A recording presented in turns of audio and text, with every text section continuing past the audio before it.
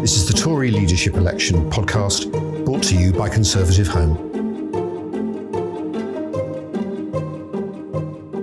Welcome to a fourth edition of the Tory Leadership Election podcast. This is Paul Goodman, editor of Conservative Home, in conversation with Mark Wallace, executive editor of Conservative Home. And once again, Mark, we're going to be looking at who's had a good week and a bad week at the end of the parliamentary stage of this contest.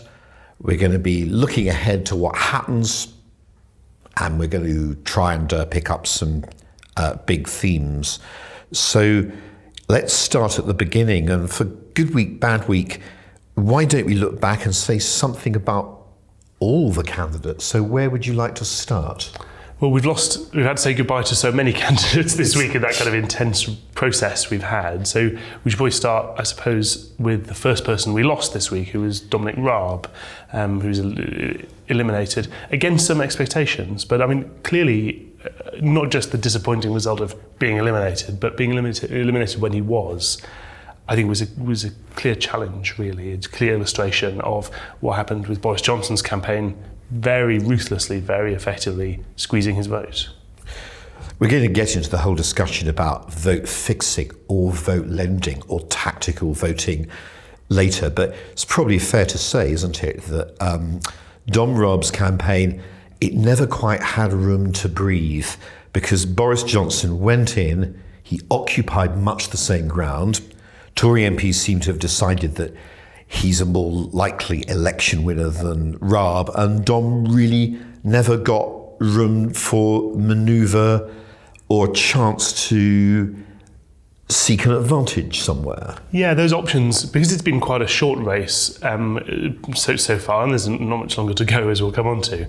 Because it's quite a short race, there was a very limited opportunity to define yourself in terms of exactly how MPs and then party members and the press saw you. And that crucial moment, looking back on it at the ERG hustings, where Raab managed to not stake himself out as being the dominant ERG-style Brexit candidate, was fatal.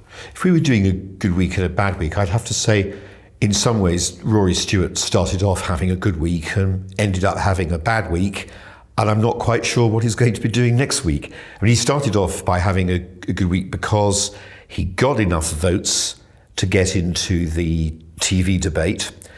So he was basically carrying the public relations success, his guerrilla campaign, as I like to call it, that had worked so effectively on Twitter and got him noticed and got him fans, some of them Conservatives, more of them not.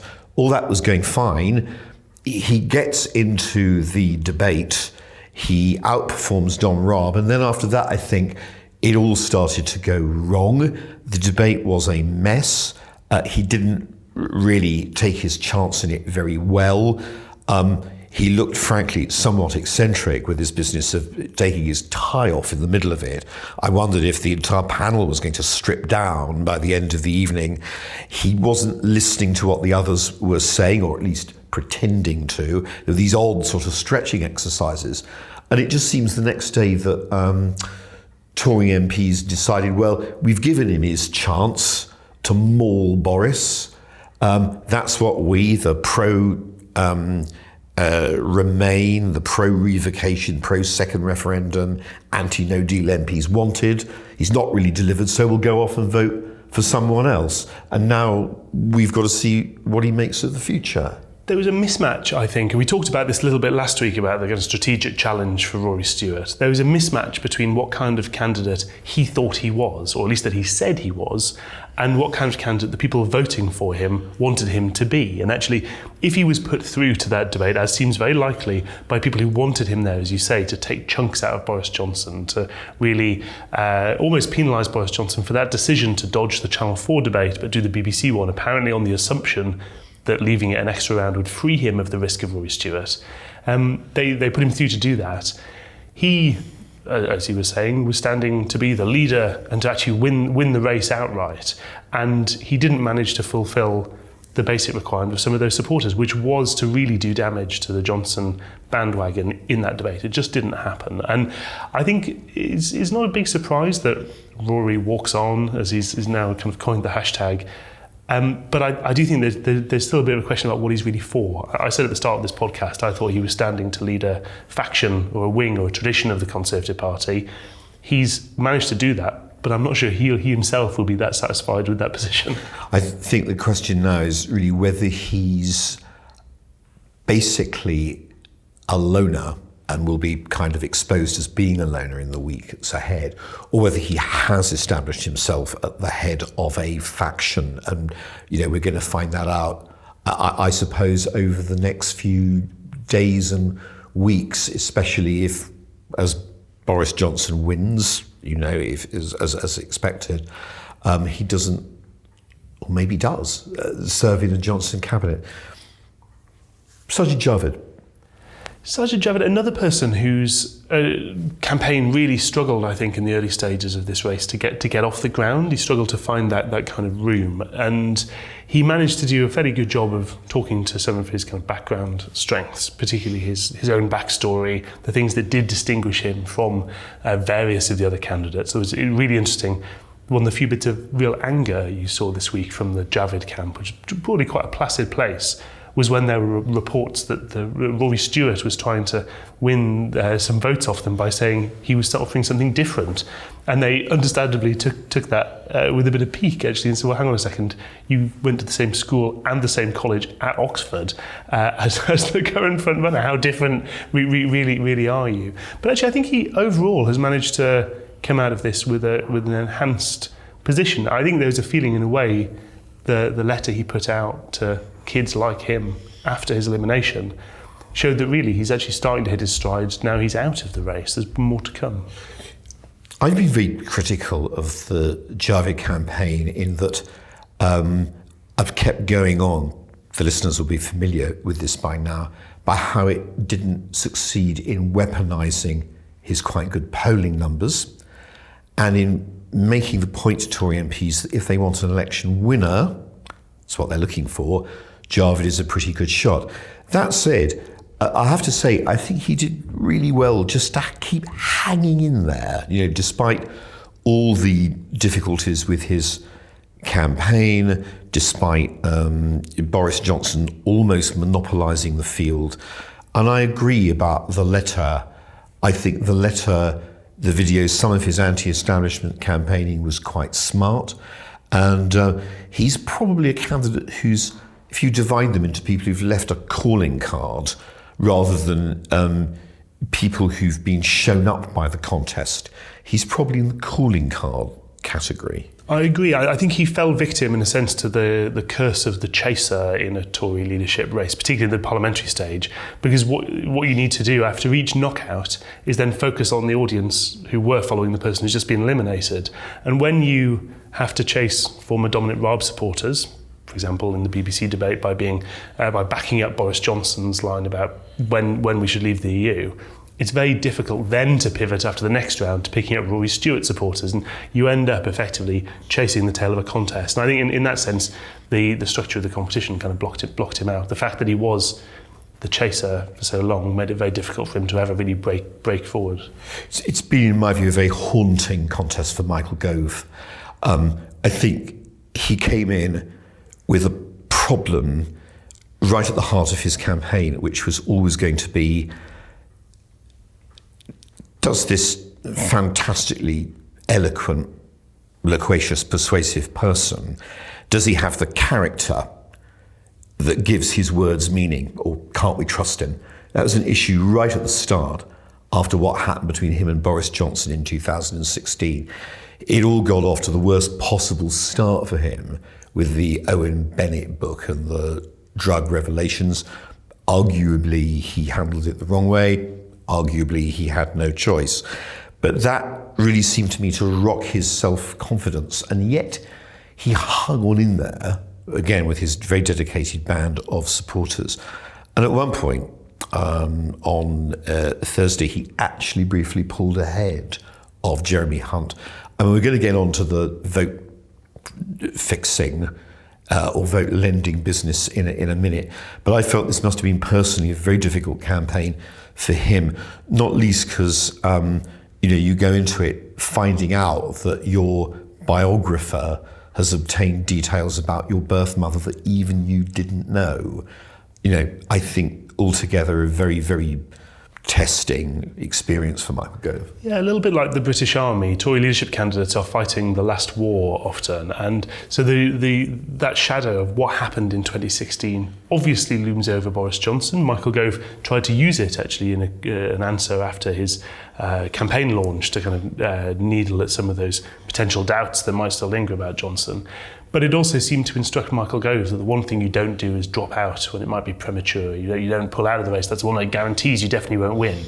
I question the wisdom of that to a certain extent in this particular case. I'm not sure that staying for as long as he did in the race actually ended up enhancing his standing after this contest. I think in some ways it diminished him, because when he ended up briefly nosing ahead, the result was not to pick up momentum. It was actually, I think, to alarm some of his colleagues or some of the grassroots of the party about what a Johnson Gove final month might look like. And I think in a sense, he not only didn't answer that big question that loomed at the start, in some ways it worried people a bit more as time went on. I want to come back to the Gove just when we do our section on the business of the vote transfers, the fixing or the lending or whatever you want to call it.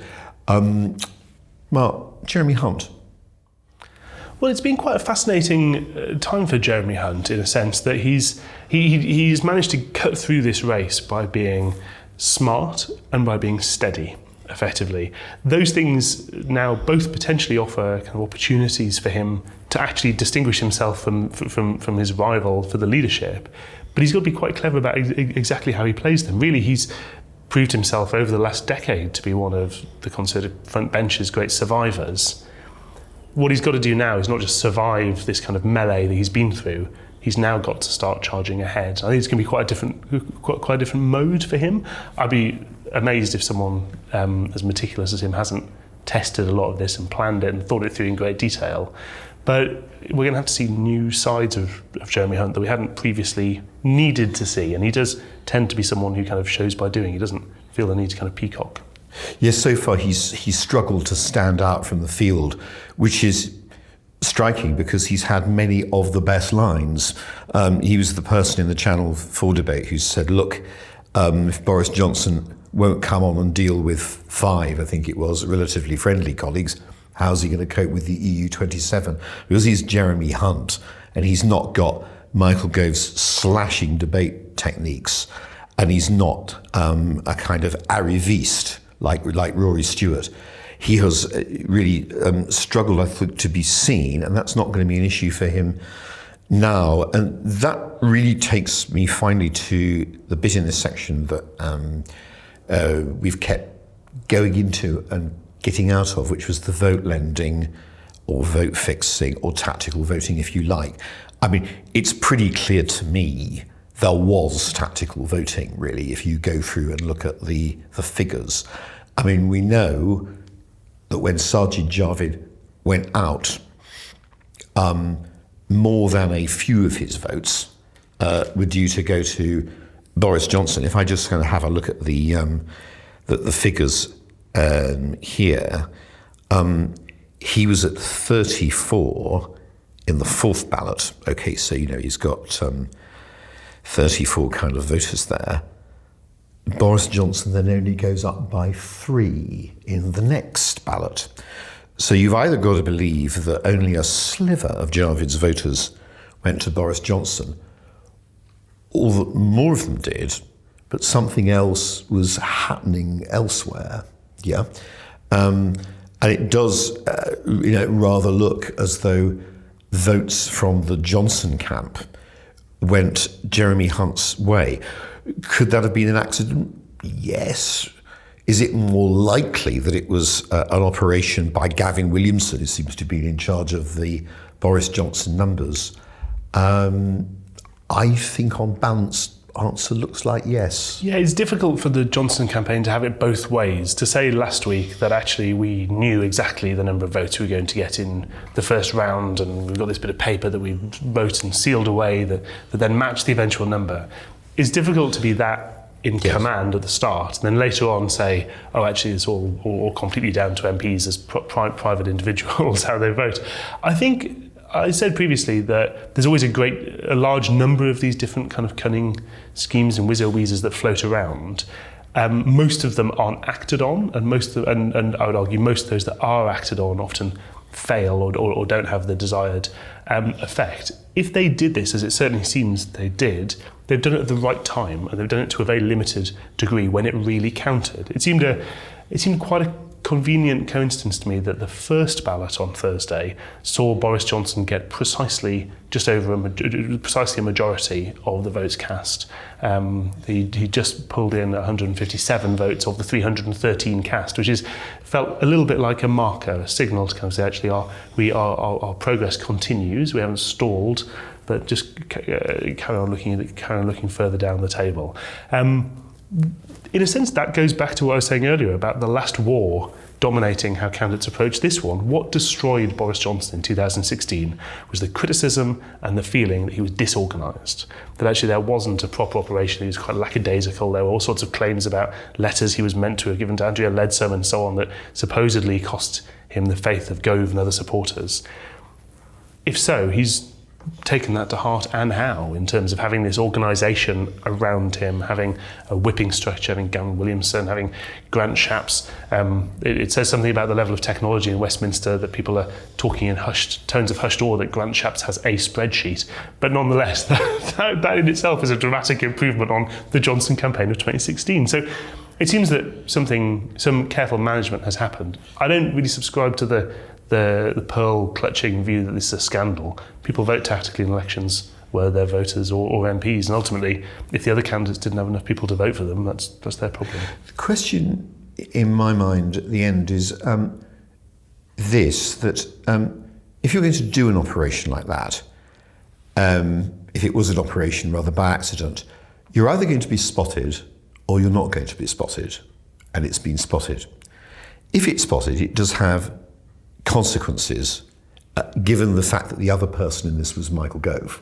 So we're not going to have a psychodrama finale with Johnson v Gove, but we have had, as it were, a psychodrama fourth act in the 5-act play where Johnson's votes are apparently used to knock Gove out. So I said I'd come back to Michael Gove. I think they're going to have to be very careful how they handle him when Boris Johnson if he wins this leadership election and forms a government. I think they're going to have to handle Michael Gove quite carefully. They're going to have to find exactly the right post for him. We can kind of discuss all that in due course. And although they're not going to have the problem they would have had if he'd come second, they nonetheless, to some degree, I think, got to recognise he's still a player and he's got to be treated carefully and respectfully after what's happened. Indeed, I think one thing this race has shown that I've lost count of the number of times we've been told actually, Boris and Michael have buried the hatchet and it's all smoothed over and everything's forgiven and they're really great friends again. Kind of by definition, the more you need to tell people that rather than something they can already see illustrates there's a bit of a problem. It has become clear in the last couple of weeks that there are still evidently tensions there.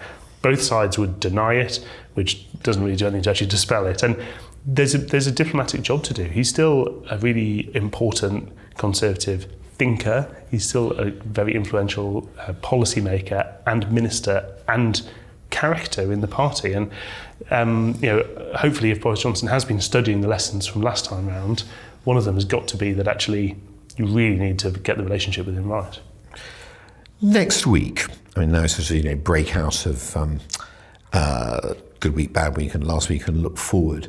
What strikes you, Mark, now we're getting into the membership stage, the final stage of this contest? Well, mercifully, CCHQ and the party organisers are not hanging around to get on with this. The first hustings takes place today in Birmingham, and from then they start cracking on relatively swiftly. We'll see South Central on the 27th of June, South West on the 28th of June, the Lakes and the Borders on the 29th of June, and then the North West on the evening of the 29th of June.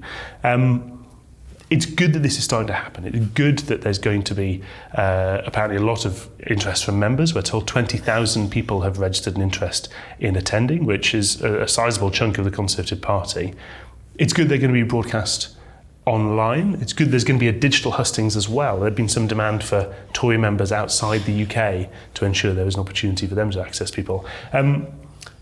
But it's also going to be slightly odd because actually it's a postal ballot. The votes go out halfway through this process. By the 7th or the 8th of July, people will get their postal votes, and just like any election, when people get a postal vote, quite a lot of them fill it in and send it straight off. So actually, towards the end of this race, there'll be hustings taking place in various parts of the country when actually a lot of the voters will already have voted. It could be effectively a decided election by the 8th or 9th of July, but the contest runs on until the 22nd. Yes, I mean, looking at the list that you tweeted, sure, the ballot papers go out on the 4th. I think you can reasonably expect a lot of them to be returned quickly because that's what always happens in elections when ballots are redistributed. When you go down the list, you've got a hustings in the southeast on the 11th, Gloucestershire the 12th, East Anglia and Eastern the 13th, London the 17th. I really think by the time you reach London on the 17th, ballot papers have gone out on the 4th. Really, you ought to expect, particularly given Boris Johnson's lead, the whole thing would be pretty much done and dusted.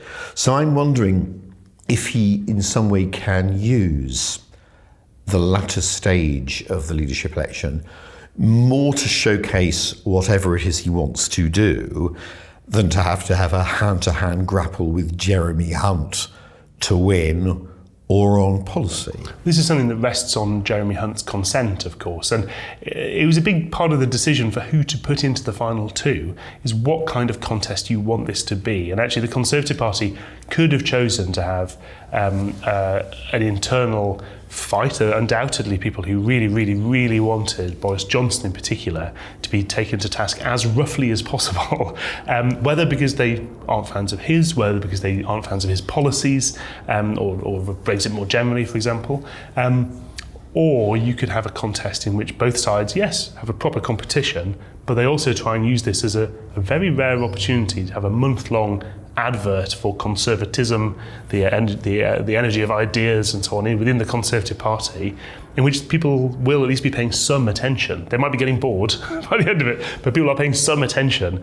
And so there's a big decision on that. I think there was a risk in some MPs' minds, the idea that having 2 weeks before postal votes went out actually maximised those concerns about the question of blue on blue attacks, because an underdog candidate would have a very short period of time to really punch through, and they'd have to go pretty vicious and pretty hard and pretty fast to do that. So in some ways that shaped the decision, I think. It's a really interesting question for Jeremy Hunt. How does he play this now, as you say? Because one way of looking at the parliamentary stage was to look at it in terms of vote fixing or vote lending or tactical voting or votes moving around. But there was another, and I think ultimately bigger element, which is that as candidates were knocked out, their supporters had to ask themselves, if we're not voting for Boris Johnson, what sort of final round do we want? If I'm a Rory Stewart voter, do I want a relatively restrained final round, in which case I'm going to vote for Jeremy Hunt, that's my judgment, seemed to be what most of them thought, or do I want a slightly noisier one, in which case I'm going to vote for Michael Gove? And the Sajid Javid voters had the same decision when their candidate was dropped out.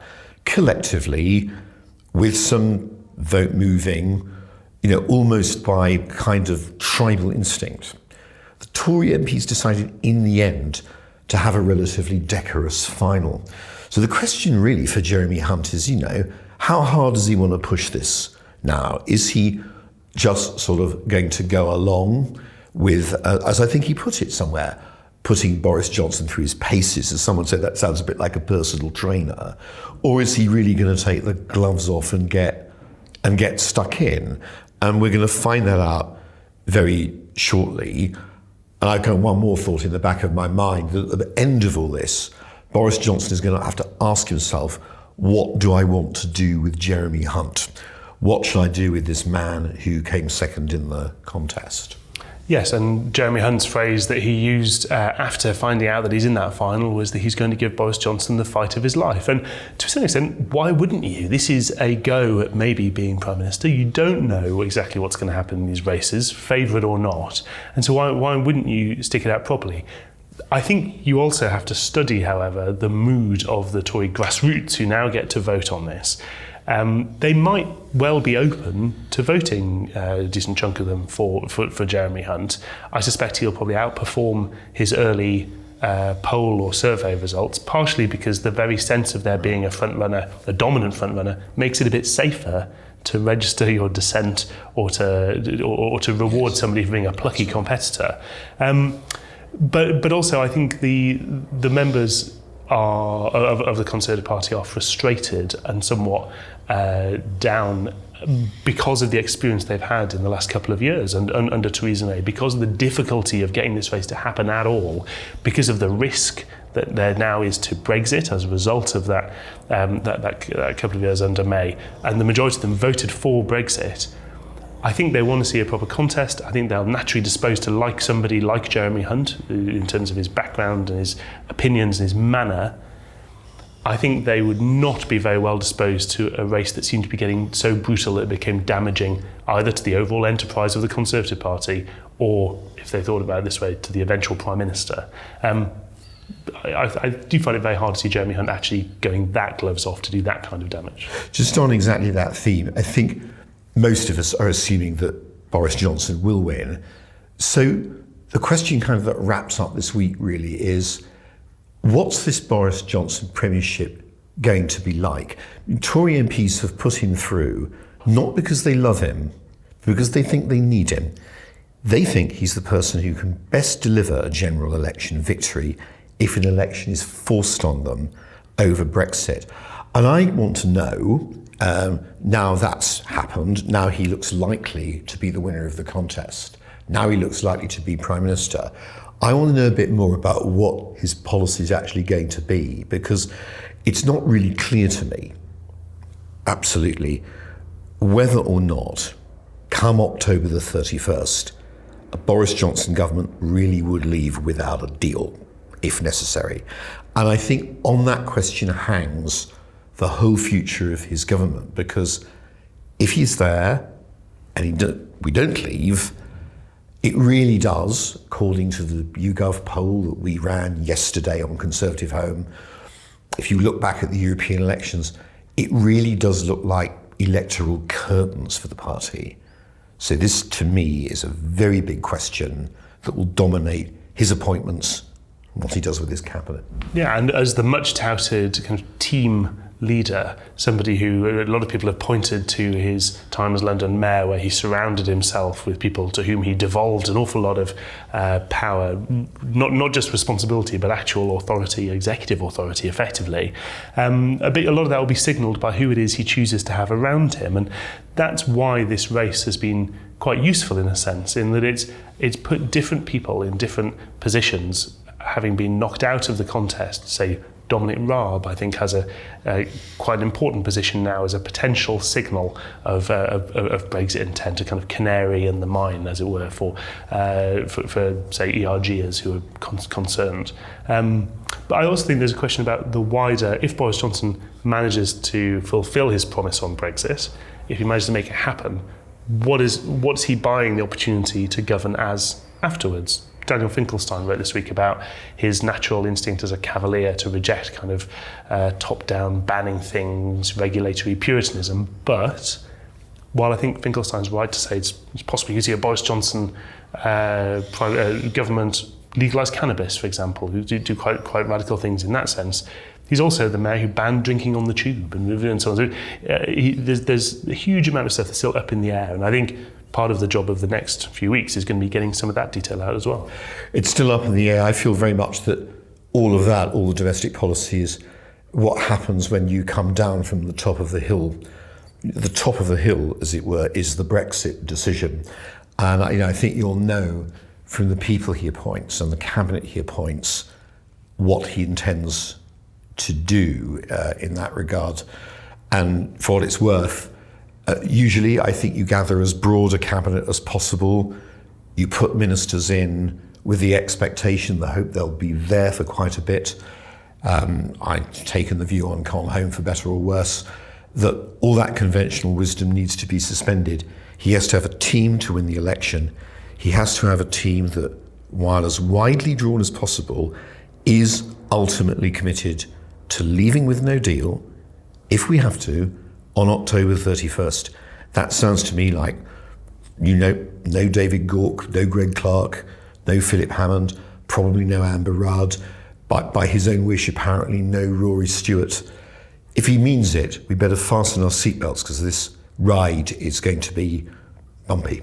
Yes, this is a Viking shield wall that's going to be necessary, where every single different player has to be able to interlock and cover the person next to them, and they have to be able to move in lockstep. And if you end up in a situation where you've tried to be so inclusive that it becomes too broad, and some people just pull out of it, then the whole artifice can collapse very, very swiftly. Which, as you say, it turns political logic or political habit on its head.